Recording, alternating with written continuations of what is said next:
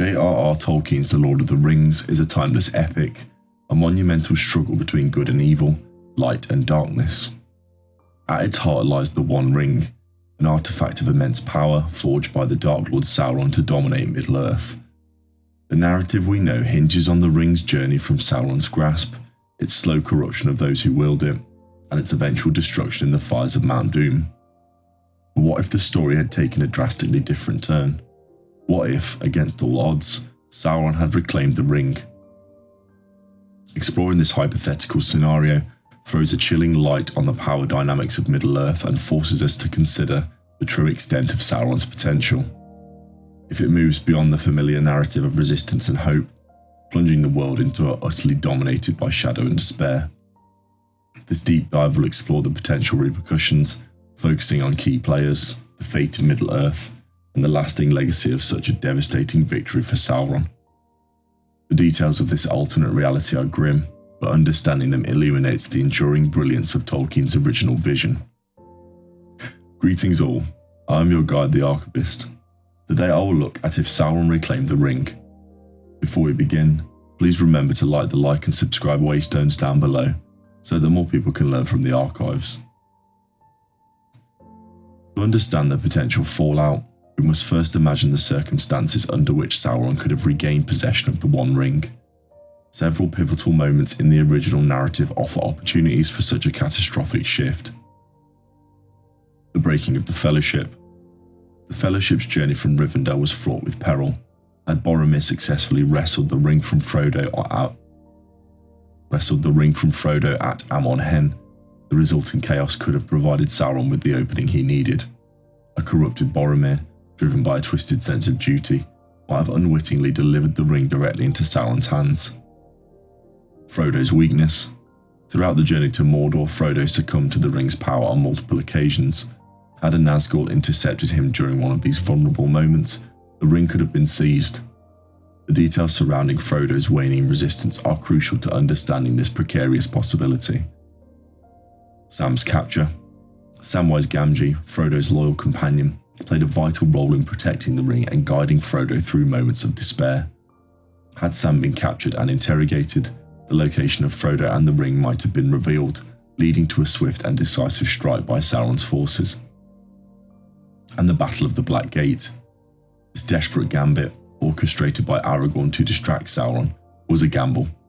If Sauron had seen through their deception and anticipated Frodo's path to Mount Doom, he could have intercepted him at the crack of doom, preventing the ring's destruction. The moment that Sauron touched the One Ring again, the power dynamic of Middle-earth would have been irrevocably changed. His physical form, diminished after the War of the Last Alliance, would be restored, surpassing even its previous might. Barad-dûr, Sauron's fortress, would become an impenetrable bastion of darkness, radiating a palpable aura of dread that would blanket the land. The Dark Lord's immediate actions would likely focus on consolidating his power.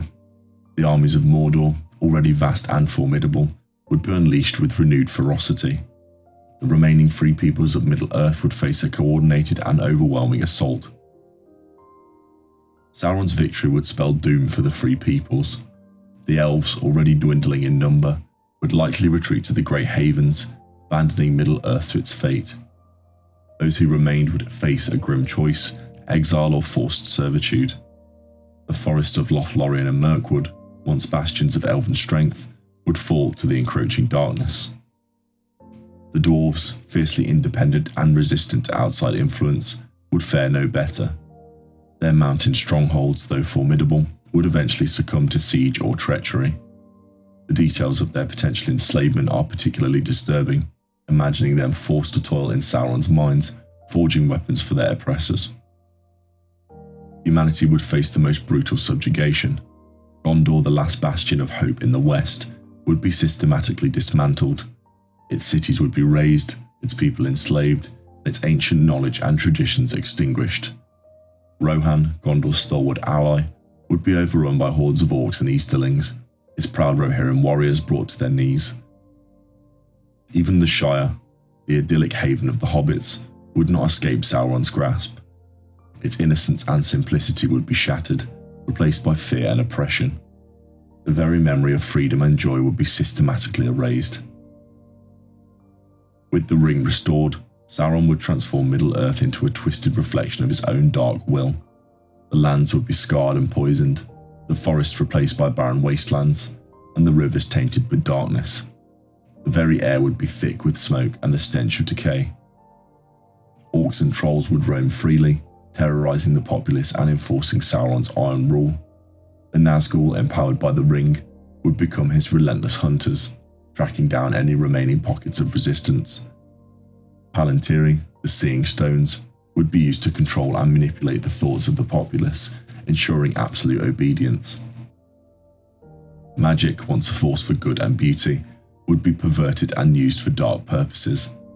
The arts and sciences would be suppressed, replaced by a culture of fear and violence. Middle-earth would descend into a new dark age, a bleak and hopeless era under the absolute dominion of Sauron. The consequences of Sauron's victory would extend far beyond the immediate subjugation of Middle-earth. The very fabric of the world would become irrevocably altered. The Valar, the guardians of Valinor, might intervene, but their intervention could come at a great cost, potentially reshaping the world in cataclysmic ways once again. The memory of the free peoples and their heroism would slowly fade, replaced by a distorted narrative propagated by Sauron's propaganda. Future generations would grow up knowing only darkness and oppression, with no hope of a better future. The legacy of the Lord of the Rings is ultimately one of hope and resilience.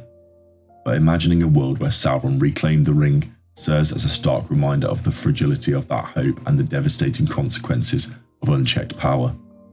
The details of this potential dystopia highlight the importance of courage, friendship, and unwavering resistance in the face of overwhelming darkness.